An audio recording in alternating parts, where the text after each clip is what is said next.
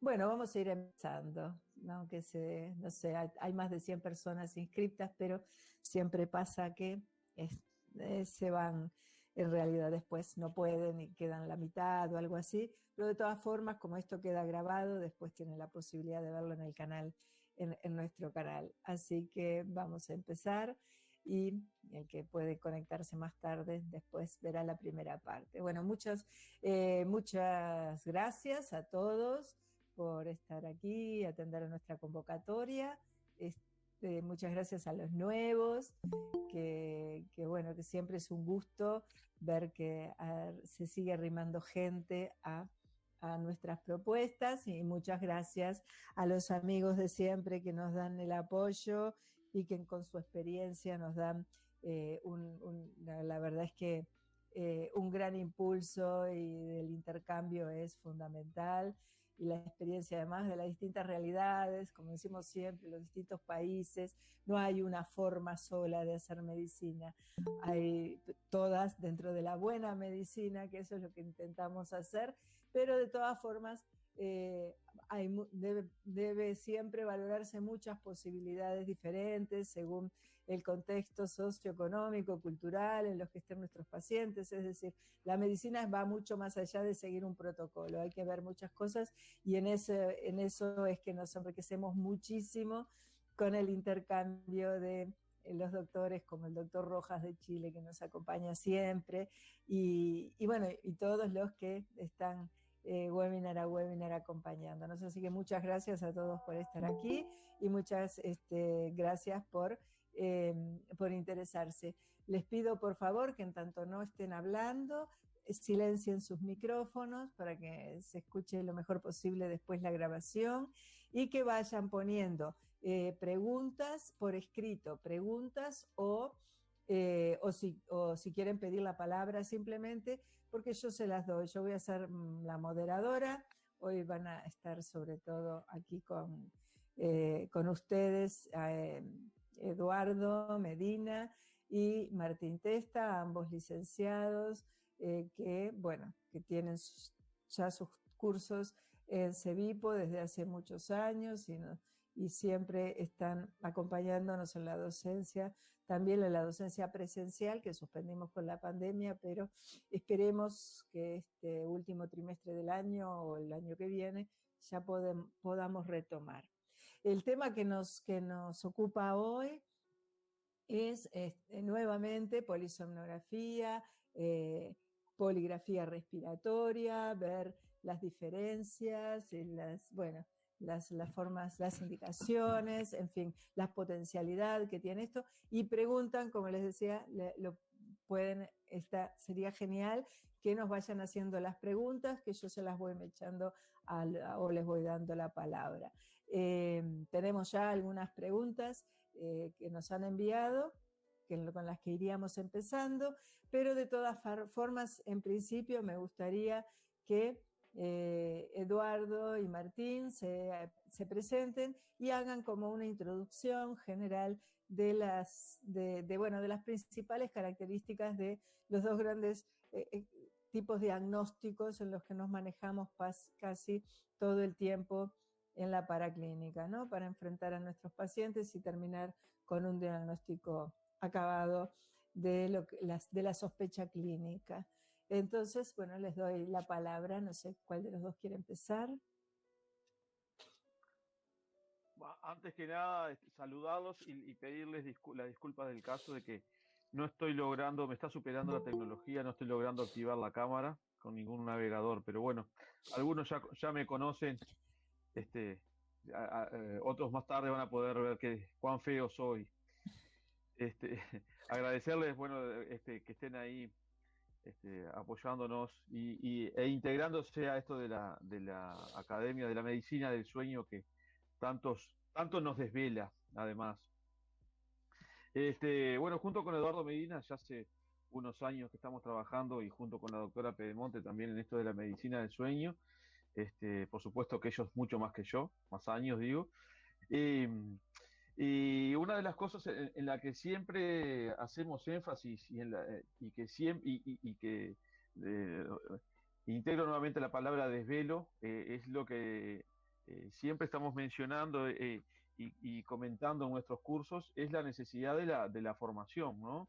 De una formación integral para cumplir a cabalidad con lo que habitualmente es nuestra tarea, que es la de conseguir registros lo más parecido a lo ideal, ¿sí? Registros de sueño lo más parecido a lo ideal.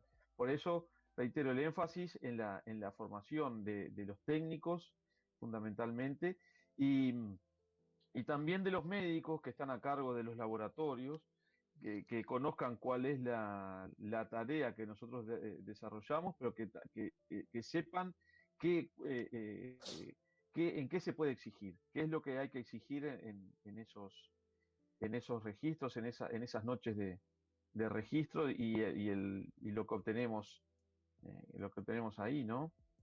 Eduardo, si quieres agregar algo. Sí, bueno, buenas noches a todos. Gracias por estar acá. Habitualmente lo que pasa en estas reuniones de sueño, terminamos hablando de tratamientos de trastornos respiratorios durante el sueño, cuando muchas veces para la gran mayoría, digo, ¿no?, de la gente que está interesada en el sueño está pensando en eso, en el tratamiento, y no hace el suficiente hincapié en lo que es el diagnóstico propiamente desde el punto de vista electrofisiológico, ¿no? O sea, la confirmación de los trastornos respiratorios, que va a ayudar a manejarse posteriormente en cuanto al tratamiento, ¿no?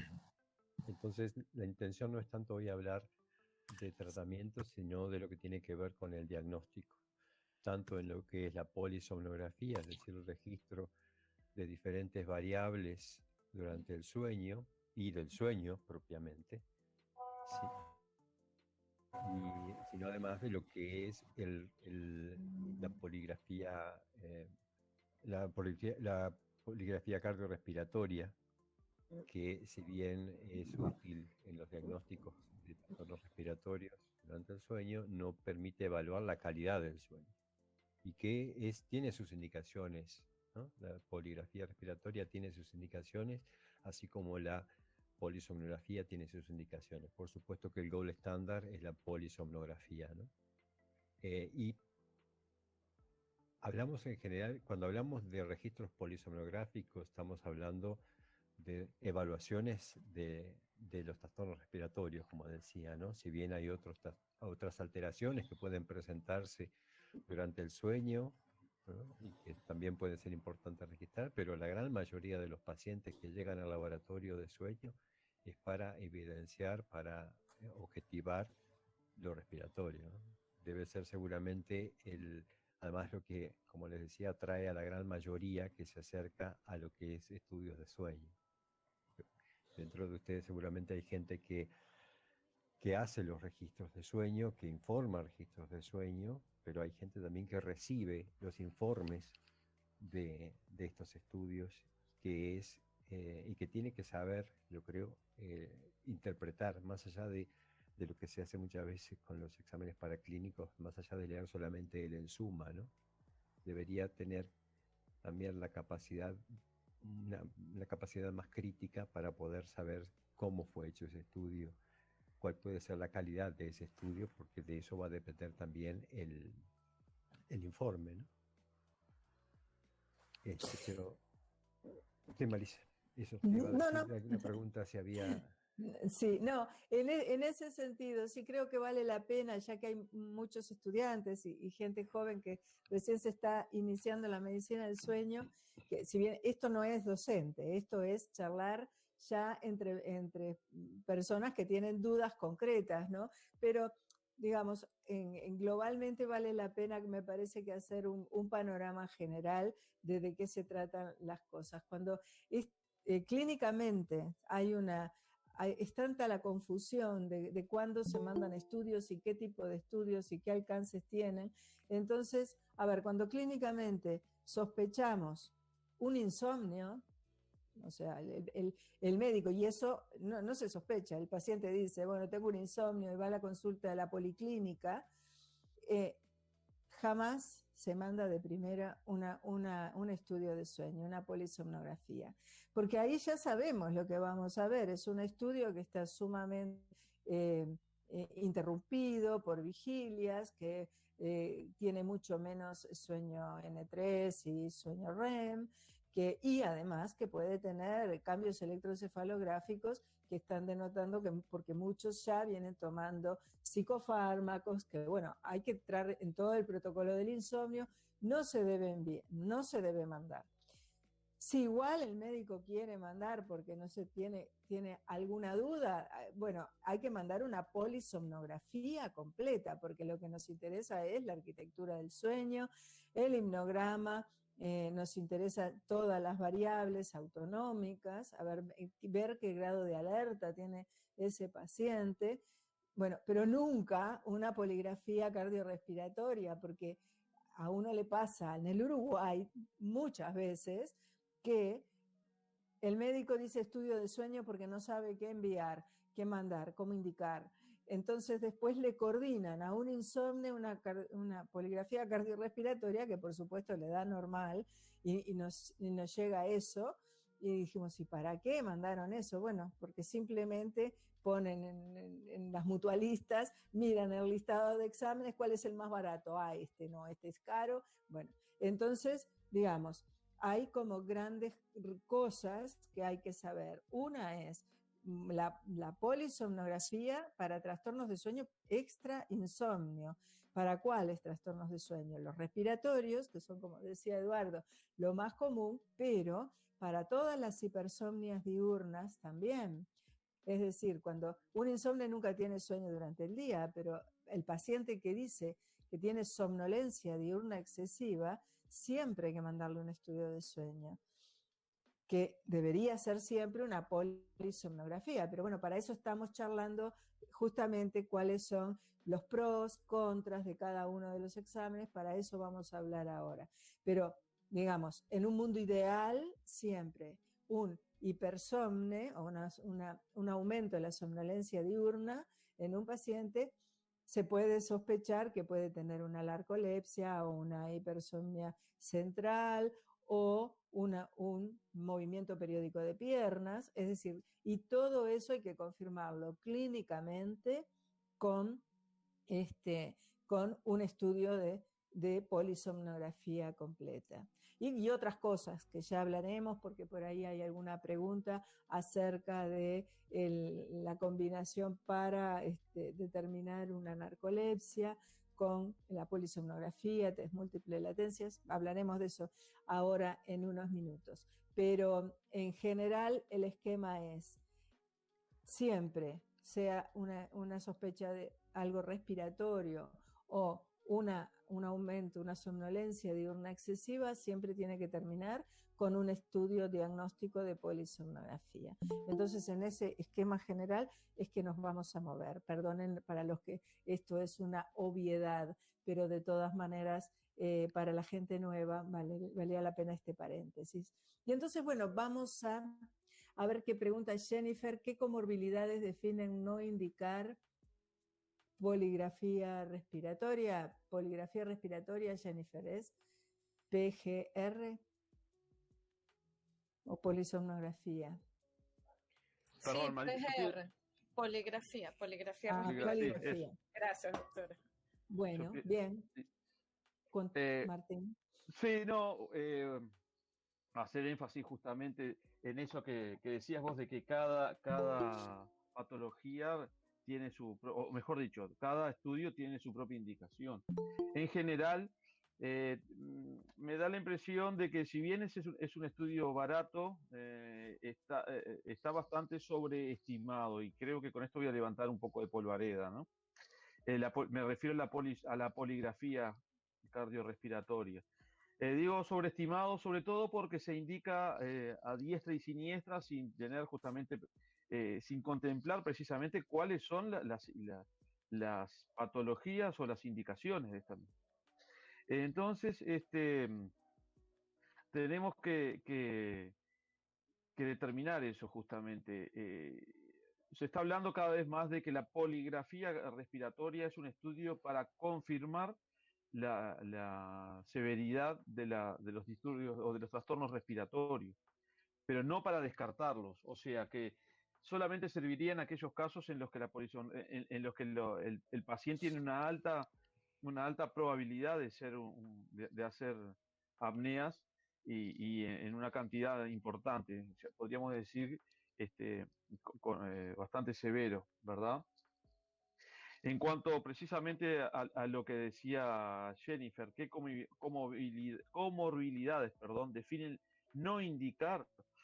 Bueno, son una gran cantidad. En principio, podríamos hablar dentro de lo que es la normalidad, por ejemplo, en la pediatría. Eh, no se debería indicar poligrafías cardiorrespiratorias a niños menores de 12 años, aunque en algunos lugares se hacen, buscando justamente determinar la severidad de los eventos que tengan estos niños. Pero siempre acompañados también de la determinación del CO2, ya sea aspirado o transdérmico.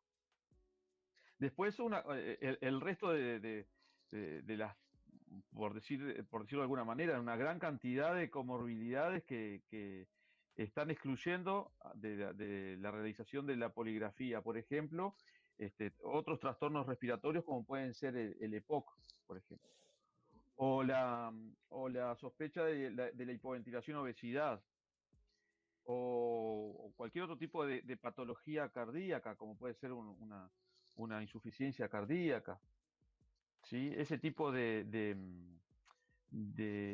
comorbilidades, ¿sí? Y bueno, reitero, cuando la sospecha del SAOS no es muy elevada, tampoco se recomienda una poligrafía respiratoria, cardiorrespiratoria, ya que seguramente no va a ser muy específica, ¿no? No Entonces sé la si. pregunta debería ser a quién indicarle Exacto, la poligrafía. exacto. Yo creo que sí. Bien. Yo creo que más bien va por ese lado. ¿A quién sí le indico la poligrafía? ¿Sí? ¿Y a quién sí le indicas la poligrafía? Bueno, precisamente aquellos pacientes que tienen una alta sospecha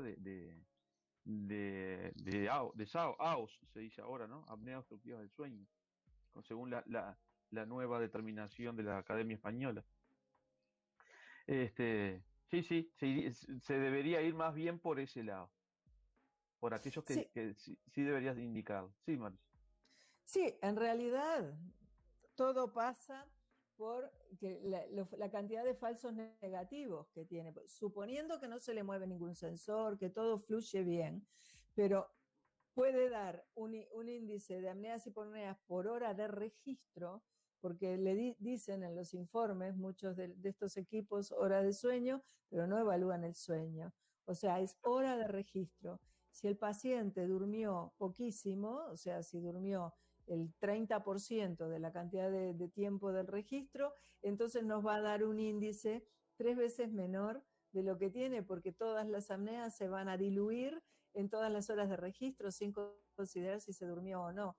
Entonces, Exacto. los falsos negativos son tan grandes y en realidad, a ver, al menos en el Uruguay, la diferencia de precio no es tan grande. Entonces, en definitiva, eso es totalmente personal y me gustaría a otros colegas que trabajan en sueño oír su opinión. Yo al paciente le digo, si usted tiene dinero, páguese la polisomnografía. Básicamente es una cuestión económica de disponibilidad, porque lamentablemente acá en el Uruguay se lo tiene que pagar el paciente el estudio. Entonces, básicamente es eso. Mire, ¿no puede? Bueno, si no puede, como decimos siempre, cualquier aproximación sirve, la poligrafía respiratoria, una oximetría nocturna, una grabación con el teléfono, es decir, uno maneja lo que el paciente pueda ofrecer y Claro, para se está después hablando de un diagnóstico preciso, cuando uno necesita hacer un diagnóstico preciso. Tenemos muchos métodos de screening, incluso hoy en día hay aplicaciones que vienen en los celulares que nos aproximan, sin duda. Pero cuando hablamos de diagnóstico, me refiero a esto que hablaba recién, porque también una indicación de poligrafía es como un screening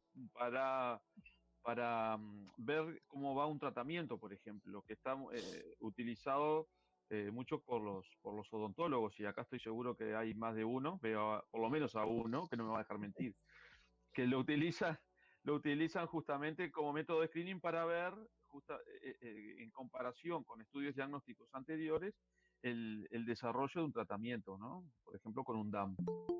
Evolución en Como gente ya evolución. diagnosticada, Exacto. claro. O si no, bueno, screening en conductores, o sea, por riesgos laborales, ni que hablar, eso, pero lo peor es que hay que formar a todo el mundo, no solo los que trabajan en sueño, para que sepan qué mandar, qué estudio mandar y qué alcances tiene, ¿no?, el estudio. Héctor, me gustaría saber tu opinión de cómo se manejan en tu clínica o en Chile en general. En general, doctora, nosotros siempre nos acercamos bastante bien a las normas. Sí, siempre tenemos el tema económico de promedio que ocurre en todos los países. Por lo tanto, Martín lo dijo muy claro, cuando uno quiere una precisión diagnóstica, sin duda que el gold estándar sigue siendo la polisomografía. Ahora, cuando uno aterriza la realidad de los diferentes países, obviamente uno tiene que tratar de utilizar aquel examen que mejor se pueda acercar a lo que uno está pensando o tratar de acotar los diagnósticos. Pero en un mundo ideal, sin duda que el gold estándar sigue siendo la polisomografía. Ahora, nosotros usamos mucho la poligrafía cardiorrespiratoria en niños en aquellos pacientes que uno no en pacientes con patología asociada. O sea, yo hablo de la mirada del otorrino, doctora, usted sabe que nosotros las patologías que vemos de sueño predominantemente son trastornos respiratorios de sueño, y dentro de los trastornos respiratorios de sueño vemos fundamentalmente apnea obstructiva del sueño. Y en los niños particularmente hipertrofia adenoamigdaliana. Entonces, nosotros estamos trabajando mucho en la idea que nos impulsó el doctor Gozal, que no todos aquellos pacientes con hipertrofia adenoamigdaliana que están con apnea obstructiva del sueño deben ser operados, ¿vale? Es decir, y por lo tanto, en ese escenario, la única forma de poder controlar a estos pacientes, los cuales tenemos un diagnóstico, es con la poligrafía cardiorrespiratoria, y los seguimos tratándolos, porque sabemos que en el webinar anterior no pudimos profundizar un poco el tema de la apnea obstructiva en el niño. Me encantaría que pudiéramos tener un capítulo de otorrino, doctora, también para poder dar nuestra mirada Lo tendremos, del sí. manejo del SAO fundamentalmente, porque ahí tenemos mucho que decir también los otorrinos. Los pacientes que tienen apnea obstructiva del sueño en niños, que vemos que los evaluamos con poligrafía. Yo trabajo en una clínica, por lo tanto tenemos un poco más de acceso a exámenes, cosa que en el servicio público es prácticamente imposible hacerle poligrafía a los niños, y en ellos los seguimos, vale decir, aquellos que tienen parámetros de apnea que son leve o moderado. Nosotros podemos iniciar con el apoyo de los padres, si están de acuerdo, controlar con antiinflamatorio, con Montelukast, con inhalador, y nos ha ido bastante bien. Y en esos pacientes los seguimos controlando con poligrafía respiratoria y nos ha ido bastante bien. En el resto, obviamente, nosotros como otorrinos no nos acercamos mucho a las otras patologías que sin duda que requieren polisomografía más que poligrafía. ¿Y el primer estudio diagnóstico, antes de saber el niño, también hacen poligrafía respiratoria, o en el primero hacen polisomnografía? Que si uno aplica mucho, doctora, el examen físico, el cuadro clínico, muchos test diagnósticos, y sin duda que si yo tengo un paciente, como decimos nosotros, que todo apunta a que es un SAOS, que no tiene otra patología de sueño, partimos con poligrafía respiratoria. En aquellos pacientes que tienen, por ejemplo, algunas malformaciones, síndromes de Down, o que la mirada nuestra no apunta exclusivamente a un trastorno respiratorio como una apnea obstructiva del sueño, sin duda que muchas veces no nos llegan, los ve el neurólogo, los ve otros médicos antes, y ellos les piden polisomografía. Me ha tocado en algunos pacientes pedir polisomografía pensando fundamentalmente en otros trastornos, digamos, asociados a una hipertrofia adenomigdaliana, digamos, que es interesante porque nosotros a veces estos pacientes, por ejemplo, que tienen hipertrofia adenomigdaliana, que tienen apnea obstructiva del sueño con ronquido, con apnea, con grabación y con todo, y que uno le examina, amígdalas grado 4, etcétera, hipertrofia adenomigdaliana severa, obviamente que uno lo opera y después muchas veces tiene que controlarlo, pues uno los puede dar de alta, porque esos pacientes después a lo mejor pueden seguir haciendo apnea y en ellos sí que necesitamos hacer un estudio que se acerque más al diagnóstico que probablemente oculto que estaba ahí y a través de la polisomografía sí es absolutamente necesario, ya no, la poligrafía ya no sirve. Sí, muy bien, muchas gracias. Sí, no, además, como siempre, ¿no? El ojo clínico de la persona que sabe interpretar las cosas es fundamental. No hay exámenes buenos o malos. Hay distintos alcances que tienen los distintos exámenes y hay que saber eso y eso es responsabilidad del médico que los pide y del médico que los interpreta. Bueno, Marisa, muy bien, sí. quería comentar algo.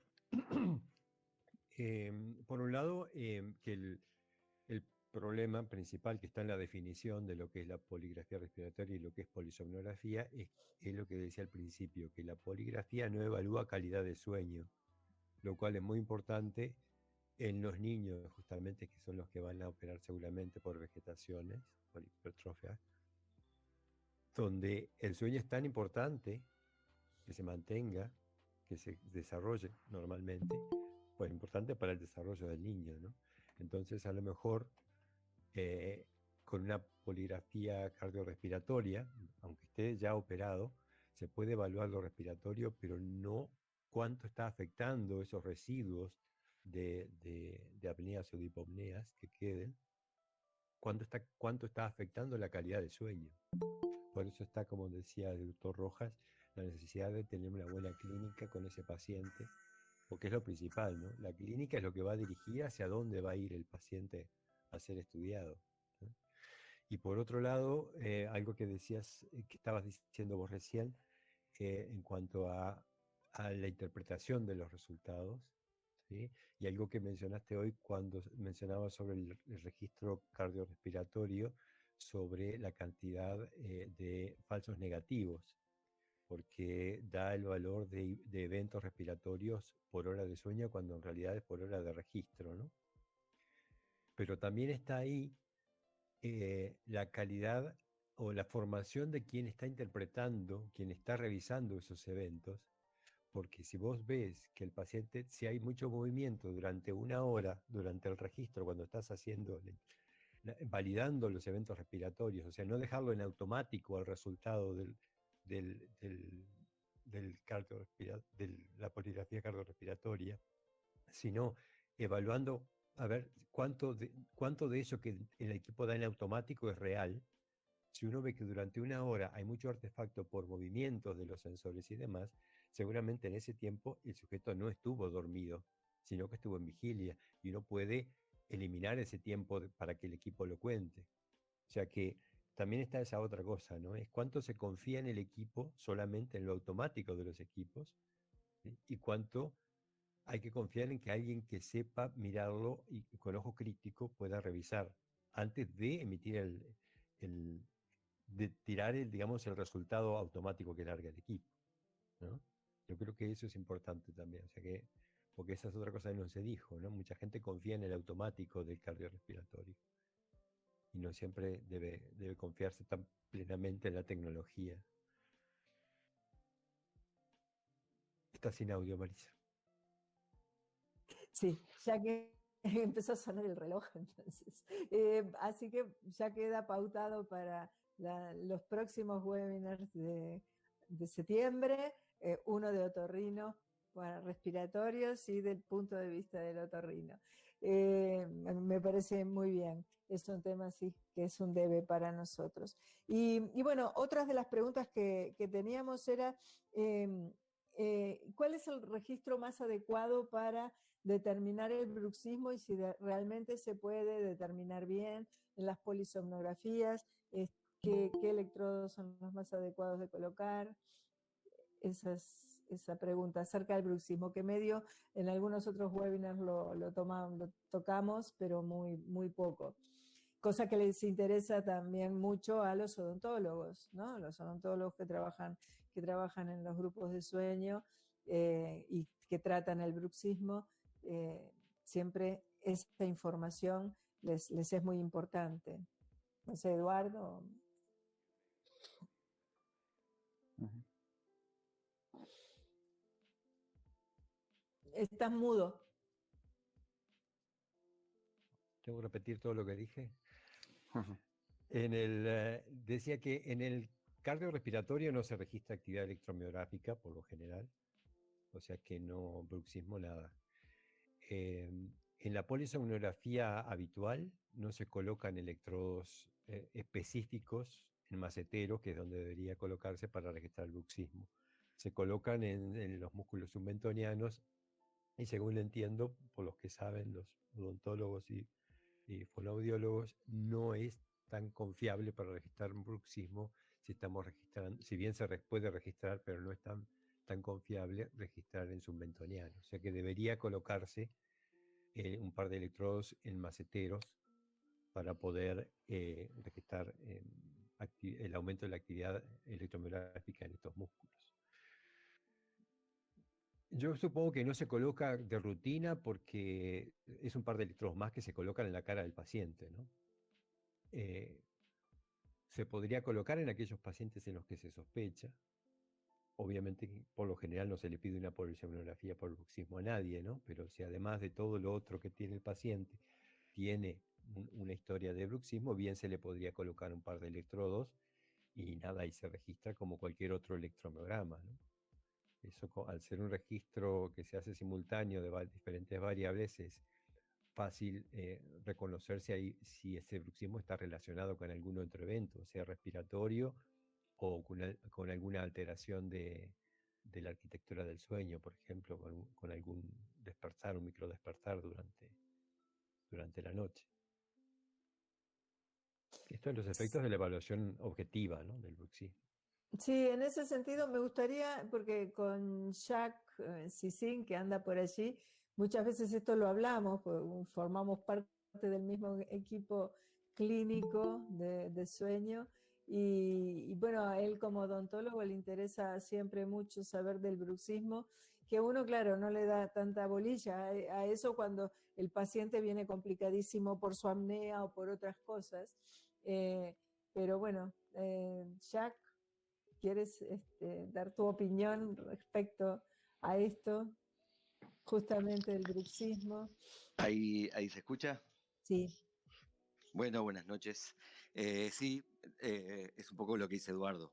Difícilmente los odontólogos pedimos una polisomnografía para medir el bruxismo y, bueno, básicamente apuntamos a la clínica y a los datos que nos da el paciente, objetivos y subjetivos, pero hoy ya está visto también que el bruxismo de vigilia, o sea, el bruxismo en el día, muchas veces es hasta más nocivo que el bruxismo nocturno. Entonces ahora va todo un poco encaminado a tratar a reeducar a ese paciente para que no bruxe durante el día. Y ya nos empezamos a dar cuenta que mediante aplicaciones en el teléfono con recordatorios, el paciente detecta ese bruxismo durante el día y bueno, y empieza a controlarlo y vemos que todo mejora. Pero hay una tríada ahí fantástica entre lo que es la apnea obstructiva del sueño, el bruxismo, y hoy se está viendo hasta el reflujo gastroesofágico. O sea que lo que venían hablando hasta el momento es, siempre terminamos en lo mismo, en el trabajo multidisciplinario. A nosotros, los odontólogos, básicamente nos podemos ayudar en lo que es el tratamiento de la apnea obstructiva del sueño mediante los dispositivos de avance mandibular o en el screening. Entonces, básicamente nos llegan pacientes ya diagnosticados con apnea para evaluar la posibilidad de la utilización del dispositivo de avance mandibular. Y en ese caso, nosotros para control, como decía Martín, como decía Eduardo, nos sirve mucho la poligrafía cardiorrespiratoria, sobre todo para titular nuestro dispositivo de avance mandibular. Obviamente nosotros no lo vamos a indicar, pero sí cuando pensamos que ya está ese paciente sin apneas, sin hipopneas, bueno, lo volvemos a derivar al médico para realizar la poligrafía final. Pero bueno, básicamente en eso, como siempre, terminamos trabajando en equipo. Como decía el colega de Chile, Héctor, nosotros los odontólogos necesitaríamos sí o sí una evaluación de vía aérea superior, que a veces nos cuesta tanto, bueno, y el paciente empieza a deambular por ahí, en busca de un diagnóstico donde se produce esa obstrucción. Pero bueno, básicamente no sé si aclaré o confundí más. No, está bien. Esto queríamos, porque en general uno dice, bueno, el problema es la supuesta apnea, no sé, y no le damos bolilla al bruxismo, pero esto que hablas de la confluencia en el paciente y en el que la apnea empeora en una persona que bruxa o aparece. No sé si Natalia está por allí, que ella también ha trabajado bastante y tiene bastante experiencia en eso, en ver al apneico que además bruxa y bueno, y ahora además estabas diciendo eso. Y que a veces la decisión, esto para los estudiantes que están en este webinar, la decisión de, bueno, si ven que, porque muchas veces uno recibe al paciente derivado desde otro lado para hacer una polisomnografía. Entonces, y el paciente está con el técnico, y el técnico es el responsable. El técnico para las polisomnografías es un técnico totalmente particular que tiene que saber mucho de lo que está haciendo, diferente a cualquier otra paraclínica, que un examen de sangre o lo que sea, en donde no importa que no entienda nada de lo que va a ser el resultado, no. El técnico aquí es fundamental porque está solo con el paciente y tiene que decidir cosas, y de pronto algo que le está contando el paciente en la pequeña historia que se debe hacer siempre previa para conocerlo un poco, si cuenta de bruxismo, vale la pena poner estos electrodos maceteros, porque en definitiva es poca cosa más y puede dar una muy buena información, ¿no? De cuánto tiempo bruxa, o sea, qué tono está generando, en fin, un montón de cosas que puede ser muy interesante. En ese sentido, la formación del técnico tiene que tener un poco de idea en general del paciente, ¿no? Porque tiene que tomar decisiones en ese sentido. Y con respecto a esto, lo uno con otra pregunta que tenemos, precauciones que debe haberse en la realización de la polisomnografía, sobre todo con respecto a los técnicos, en la sospecha de, por ejemplo, de la narcolepsia. ¿Cómo debe, qué cuidados debe tener el técnico, qué cosas debe estar cuidando en ese sentido cuando recibe eso, dato clínico, sospecha de narcolepsia y le piden una polisomnografía? Y bueno, y el test múltiple de latencias de sueño posterior, cómo se debe manejar, y bueno, y en todo caso hablar un poco del test del mantenimiento de la vigilia, teóricamente, o sea, si bien nosotros no lo hacemos, pero bueno, alguna gente lo ha empezado a usar, lo está usando. Eduardo. Marisa, hay una pregunta que está relacionada con el tema que se estaba hablando recién. No Sí, sé si querés contestarla acabo de ahora. verla. Dale, sí, así seguimos con el bruxismo. Buenas noches, quería saber la asociación entre el bruxismo y la apnea. He leído el rol del bruxismo como mecanismo protector en niños principalmente. O sea, un niño que bruxa debemos sospechar apnea, ¿es así?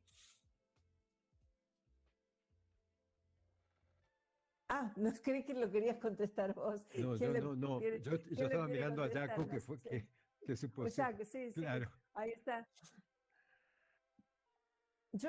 A ver, el bruxismo es una parasomnia y bruxan muchísimos niños, no tiene que ver con la apnea. Lo que yo de repente me expresé mal en la asociación es que una vez que un niño es apneico, además el hecho de estar bruxando puede empeorar, o sea, el cierre y obstruir el pasaje aéreo. No tengo experiencia en eso, pero Jack, no sé si querés comentar algo al respecto.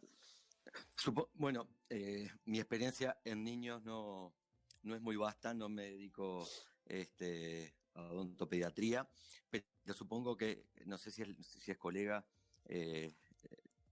quien está consultando, pero sí existe un mecanismo protector totalmente, que ya está confirmado, del bruxismo con respecto a la apnea obstructiva del sueño. Sí tienen una relación directa y sí también es cierto que hay un mecanismo protector muchas veces del bruxismo para que no se produzca esa apnea, ¿no? Pero es así, sí. O sea que no es el bruxismo lo que da a sospechar la apnea, sino los demás, el resto de la clínica, ¿no? Lo que tiene que en los niños la clínica sería por la alteración del sueño, ¿no? Que en general es una hiperactividad durante el día, depende del niño, ¿no? De la edad, ¿no? Pero no aquello que pueda evidenciar una alteración del sueño. Sobre la narcolepsia, entonces, Marisa, sería raro, yo diría, que un paciente llegue a la polisomnografía y que no se haya sospechado de antemano que es un narcoléptico, ¿no? Por la clínica, principalmente por eso, ¿no? Sería raro. O sea, cuando habitualmente los pacientes que hemos recibido que son narcolépticos vienen con el dato clínico, con una presunción diagnóstica de narcolepsia, y lo que se pretende es confirmarlo, ¿no? Desde el punto de vista electrofisiológico. O sea, y a esos pacientes lo que se le hace es primero una noche entera de polisomnografía para ver cómo es la calidad del sueño esa noche, de forma de poder confirmar que el sueño que la arquitectura del sueño está más o menos conservada. Se puede llegar a observar que hay un comienzo del sueño REM anticipado, es decir, el primer episodio del sueño REM aparece a la 1h30 de registro, por ejemplo. En los narcolépticos se puede ver que aparece mucho antes, dentro de los 20 minutos en general de inicio del sueño. Y después de la polisomnografía que se hace durante toda la noche, a la mañana siguiente se comienza con el test de latencias múltiples, que es la forma de evidenciar entonces la hipersomnolencia, ¿no? Que junto con la clínica puede confirmar entonces la narcolepsia. En el test de latencias múltiples lo que se hace es se registran las variables que permitan evaluar el sueño. Polisomnografía con electrodos de electroencéfalo, movimientos oculares y electromiograma como mínimo. Electrocardio también se puede poner, no está de más, pero por lo menos esos tres primeros. Y se divide el test durante varias tomas durante la mañana y eventualmente en la tarde, donde al paciente se le colocan los cables, todos, esto que les acabo de decir, y se hace un registro de por lo menos 20 minutos con el paciente en reposo y se le pide que intente dormirse, ¿no? Como si fuera en la noche. Se lo acuesta y se le pide que intente dormirse. En esos 20 minutos por lo menos de registro, lo que se observa es cuándo comienza a dormirse el paciente. Eso se puede ver solamente con el electroencefalograma. Se ve cuándo empieza a dormirse y a partir de ahí el test que está protocolizado pide que se mantengan 20 minutos de registro para ver si dentro de esos 20 minutos aparecen movimientos oculares rápidos, ¿verdad? Que no correspondería que aparecieran en ese momento, porque eso corresponde, como dijimos, a la etapa del sueño REM, que aparecería a la 1h30 de sueño. Luego de esos 20 minutos posterior del inicio del sueño, se corta el primer test, se espera entre 1h30 a 2 horas para el siguiente test, que se hace exactamente igual. Se lo acuesta al paciente 20 minutos por lo menos, y si se duerme 20 minutos a partir de que se duerma, y se hace el mismo registro y se ve qué es lo que está pasando. Como les digo, la intención es registrar movimientos oculares rápidos en esos 20 minutos de sueño o desde el inicio del sueño. Ese test se repite 4 o 5 veces durante el transcurso del día, de la mañana, de la tarde, con ese tiempo entre medio en que el paciente se levanta, se le sacan los cables y está en el laboratorio en general, ¿tá? Y la intención es evidenciar que en 2 por lo menos de esos tests se dio estos movimientos oculares rápidos, que como les digo, junto con la clínica, entonces confirmarían el diagnóstico de narcolepsia. Sí, Después, yo, Perdón. No, mencionar el test de mantenimiento de la vigilia que dijiste vos, que como decía Marisa, nosotros no lo hacemos habitualmente. De hecho, el que tiene más sensibilidad es el test de múltiples latencias de sueño, no el de mantenimiento de vigilia. El de mantenimiento de vigilia, lo que se hace es, en lugar de pedirle al paciente que se duerma, se le pide que trate de no dormirse y se lo deja tranquilo, quieto, y se le pide que no se duerma. No se hace habitualmente, si bien está descrito, no se hace porque les digo, es menos sensible o es más sensible el test de múltiples latencias de sueño que el de mantenimiento de la vigilia. Yo, particularmente, yo nunca lo hice. Sí, no, de todas maneras, hablando de... Martín, ¿querías hablar?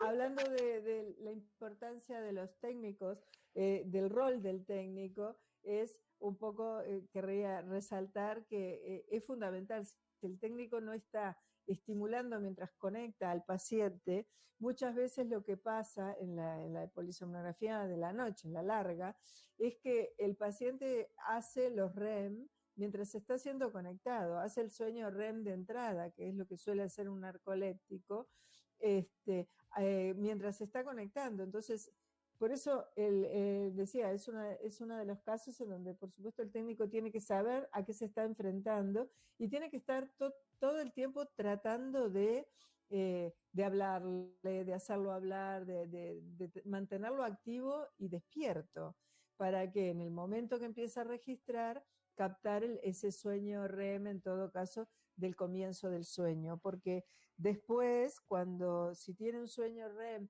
que tiene una latencia acortada, pero que no es inmediato, que no empieza el sueño, entonces ahí empiezan las dudas también después diagnósticas, ¿no? Porque un sueño REM con latencia cortada también puede ser por una privación crónica muy importante del sueño, por un comienzo de depresión o que el paciente tenga simultáneamente un cuadro depresivo, es decir, hay diagnósticos diferenciales. Entonces es importantísima el rol del técnico siendo capaz de mantener, y si no es capaz, o sea, que tiene que constatar después cuando uno recibe junto con el registro el informe, digamos, del técnico, tiene que haber dicho, bueno, no logré que se mantuviera despierto mientras los conectaba, o tuvo ataques de cataplegia, que las vi, es decir, ese tipo de comentarios. Y en el test múltiple de latencias de sueño, sí hay que pedirle al paciente, o sea, y cuando no está siendo registrado, el paciente lo tienen que sentar, aunque permanezca conectado, pero ya lo tienen que sentar y lo tienen que decir, no tiene que dormirse, tiene que tratar de estar despierto cuando no se lo registra. Entonces, todas esas cosas son importantes porque pueden hacer notoriamente la diferencia diagnóstica. Entonces, eso es la importancia del rol del técnico, que tiene que estar muy bien entrenado para sueño. No puede ser cualquier técnico que sepa hacer electroencefalograma, por ejemplo, o ni siquiera esto. Acaba de ingresar... Sí. Quería una Ay, se oye muy mal, se oye muy mal. A ver si puedo solucionarlo. ¿Me un poquito más bajo, sí, me retumbaba. ¿Me sigue? ¿O soy solo yo? A ver si hay ahora sí. Un poquito mejor. No, que acá sí. en Uruguay yo tampoco tengo experiencia, pero no sé si alguien tenga experiencia con el test de mantenimiento de la vigilia. Y de hecho se hace en pocos lugares se hacen test múltiples de latencia. Ya que está Lourdes Galicia con nosotros, que es una experiente técnica, me gustaría saber si ella tiene experiencia con ambos o con alguno de ellos. Hola, Lourdes. Hola, Lourdes, sí, aprovecho saludar. Hola, ¿qué tal? También. A todos. No, la prueba de mantenimiento de vigilia realmente nosotros tampoco la utilizamos. Se utilizó en algún momento, pero como aplicar como para un proyecto de investigación y hacer pruebas de pruebas de atención, pero de rutina, en realidad, la Academia Americana coloca como el estándar de oro para el diagnóstico de las parasomnias, de la somnolencia excesiva, es la prueba de latencias múltiples. Uh-huh.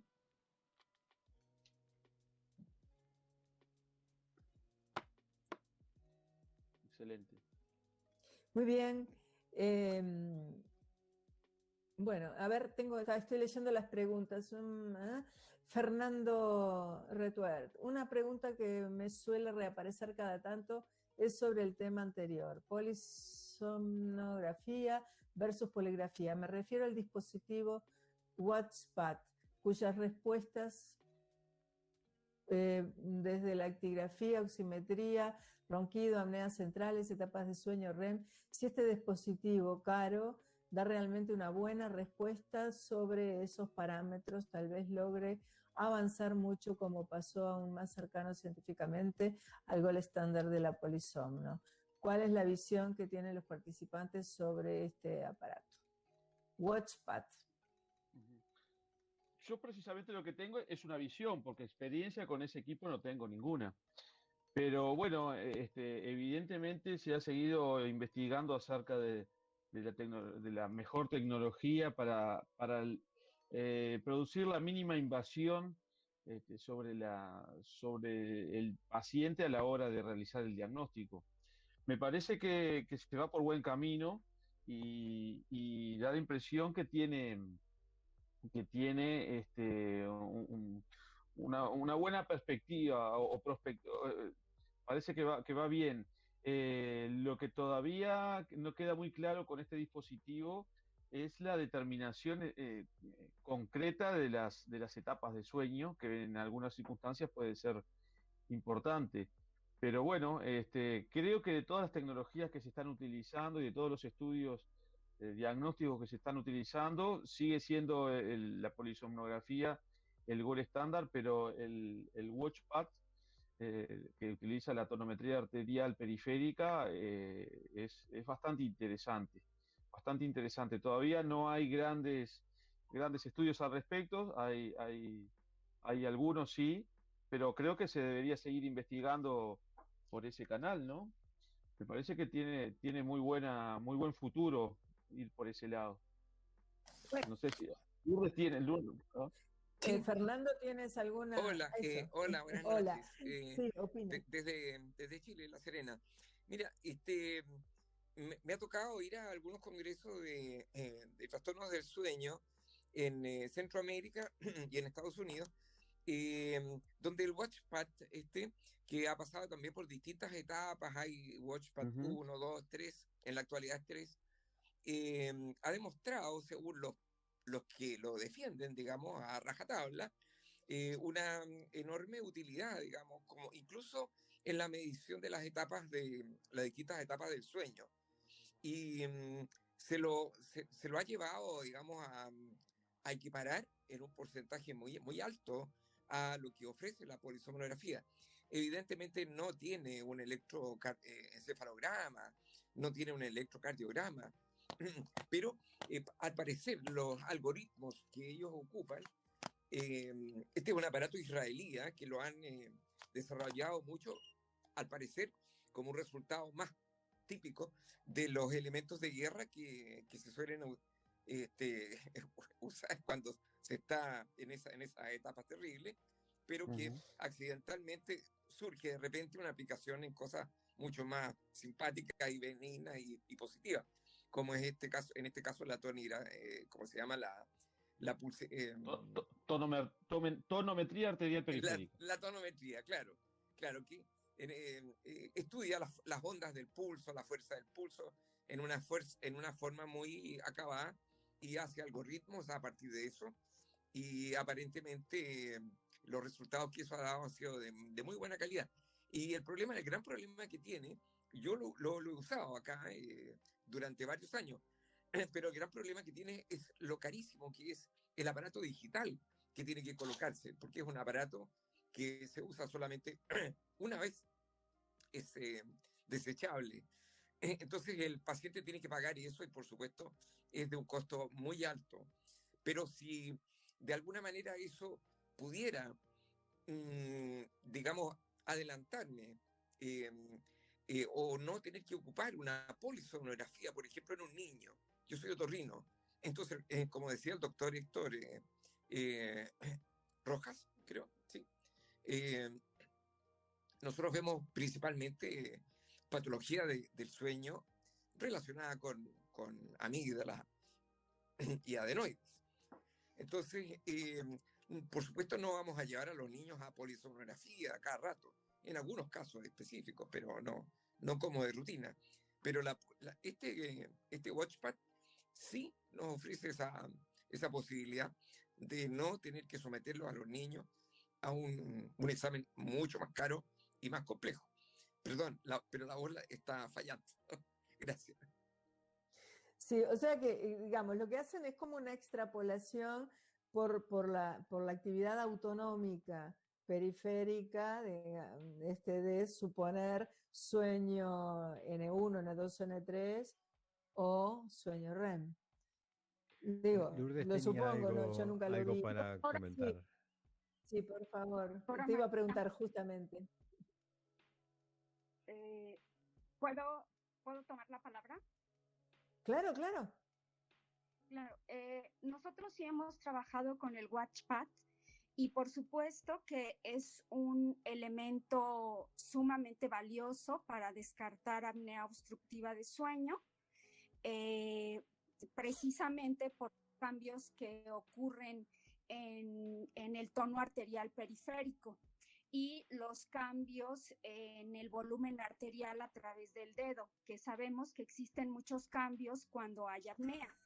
Efectivamente, diferencia y tiene una sensibilidad alta en diferenciar entre lo que es el sueño no MOR y el sueño MOR. Sabemos que existen cambios específicos en cuanto a los cambios en el sistema nervioso simpático durante el sueño no REM y durante el sueño REM.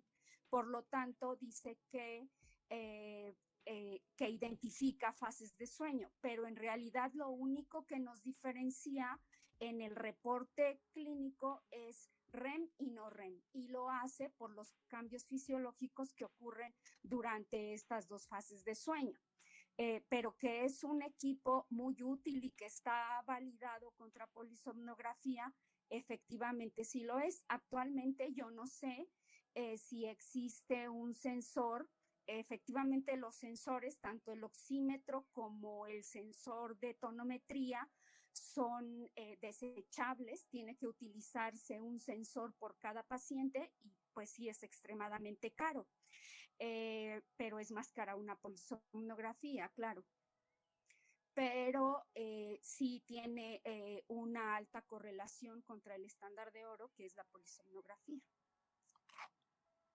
Bueno, fantástico, Gracias. porque no, gracias a ti por la experiencia de primera mano, porque está bien y, digamos, es fisiológicamente coherente pensar eso, que los cambios fásicos que se tienen en el REM se pueden extrapolar a la actividad vascular periférica y bueno, y el tono parasimpático del sueño, de cualquiera de las etapas de sueño no REM, también se pueden determinar, o sea, es un algoritmo bien interesante. Bueno, lástima que sea caro, porque debería ser más accesible, ¿no? Bastante más accesible.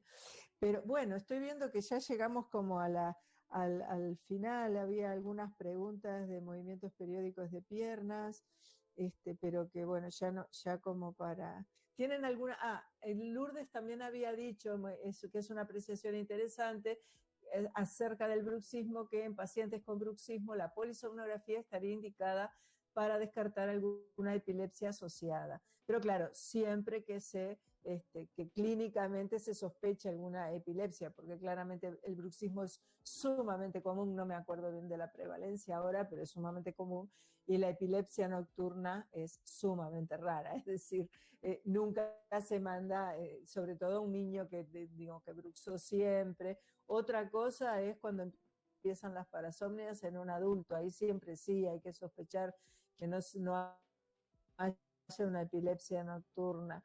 Cuando un niño no tuvo parasomnias destacables y empieza el adulto con algo que parece parasomnias, el diagnóstico diferencial de la epilepsia debe estar siempre presente. Pero en general, si es solo bruxismo lo que tiene, es muy raro que clínicamente uno mande sospechando una epilepsia. Si no tiene algún comportamiento raro, ¿no? Motor o alguna otra cosa que haga pensar en epilepsia. Pero es una muy buena acotación, Lourdes. Muchísimas gracias.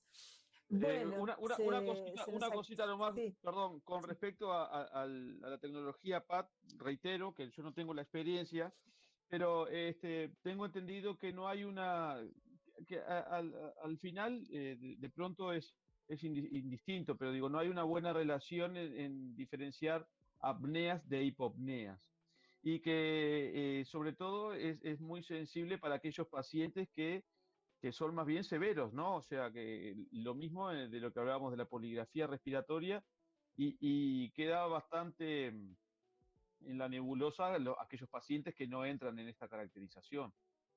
¿Esa experiencia, Lourdes? Claro que sí. De hecho, pues los equipos simplificados o la poligrafía cardiorrespiratoria, pues esencialmente tendría que realizarse en aquellos sujetos que tengan síntomas, que tengan somnolencia, que tengan hipertensión, pero no en aquellos sujetos en los que sospechemos que tienen otras comorbilidades, que fueran un SAOS sin comorbilidades.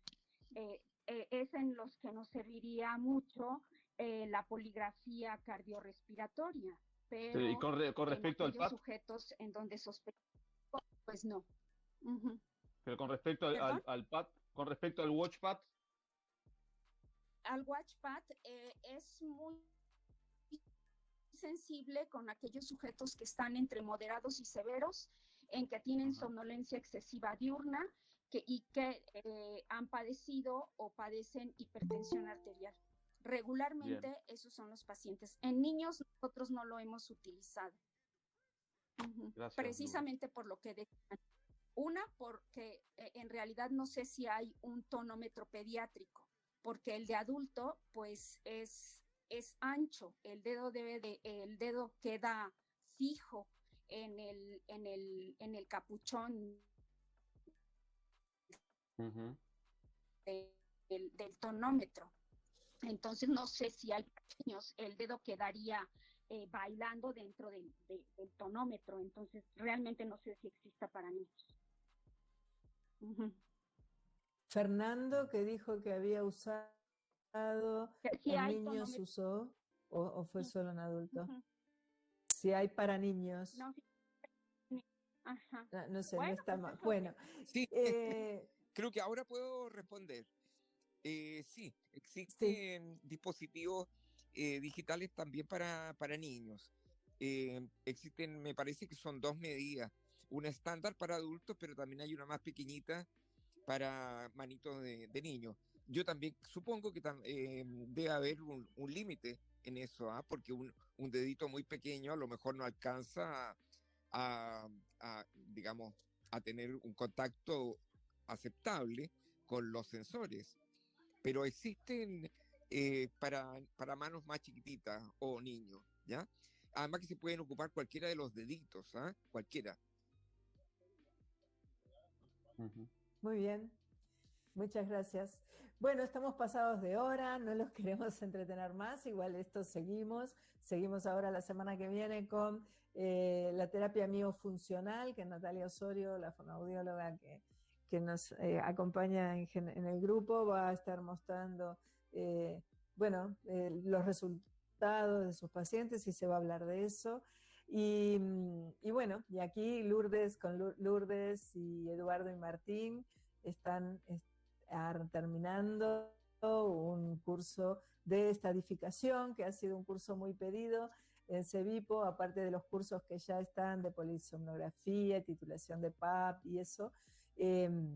este de estadificación justamente es muy pedido, un poco más la práctica de realmente con registros reales, ver las dificultades que se pueden estar teniendo cuando se está estadificando página a página todos los parámetros que tenemos en la polisomnografía, ¿no?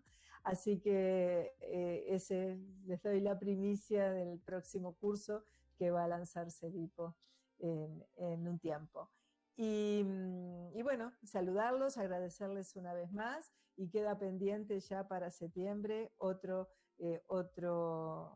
webinar de este tema más profundizado hacia ver la parte otorrinolaringológica, que no lo hemos tomado desde ese punto, desde ese perfil. Y seguimos, y como siempre, seguimos escuchando opiniones de qué les gustaría charlar, de qué temas podemos tener estos webinars ahora para septiembre, que son los que nos quedan. Y nos seguimos encontrando. Muchas gracias por la atención, gracias a los nuevos, espero que sigan estando con nosotros. Y bueno, y nada, que se registren en nuestro canal y que se registren en nuestra comunidad, así seguimos interactuando con la información. Muchas gracias. Si quieren, Eduardo, Martín, despedirse. Bueno, sencillamente decirles muchas gracias por estar ahí y bueno, que los esperamos en los siguientes conversatorios. Exacto, sí. Sigan en contacto porque la formación es multidisciplinaria, viene de todos lados cuando hablamos de sueño, ¿no? Exacto, y esto es lo que demostramos siempre, nos enroscamos distintas especialidades y eso es lo que enriquece realmente, porque el conocimiento está en los libros, lo que no se puede aprender con los libros es la experiencia justamente. Así que bueno, muchas gracias, que tengan muy buenas noches y nos vemos la semana próxima. Gracias. Adiós. Chao. Buenas noches, doctora. Chao, Héctor. Un gusto a todos. Chao, chao. Buenas noches, gracias. Chao, buenas noches, gracias. Buenas noches. Buenas noches.